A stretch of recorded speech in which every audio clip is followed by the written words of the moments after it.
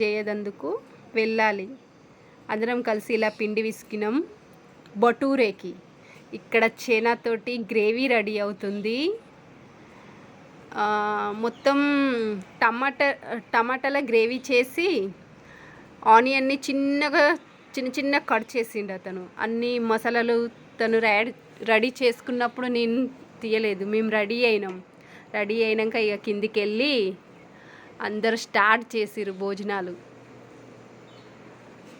ఇలా మా అపార్ట్మెంట్లో ఉన్న వాళ్ళందరం కలిసి వంటలు చేసి ఇలా కలిసి తినడం అంటే ఎంత ఎంజాయ్ చేసినామంటే, ఇలా తినడం కూడా బాగుంది. తిన్న తర్వాత మా ఫ్లాట్లో అందరు కలిసి ఇట్లా భజన చేస్తారు. ఒక 3 hours ఇట్లనే కంటిన్యూ భజన స్టార్టే ఉంటుంది దేవుడిది. కృష్ణుడు రాధ రారు కదా కిందికి దేవుళ్ళు అని వాళ్ళని ఇలా రెడీ చేసి వాళ్ళని గుర్తు చేసుకుంటూ ఇలా భజన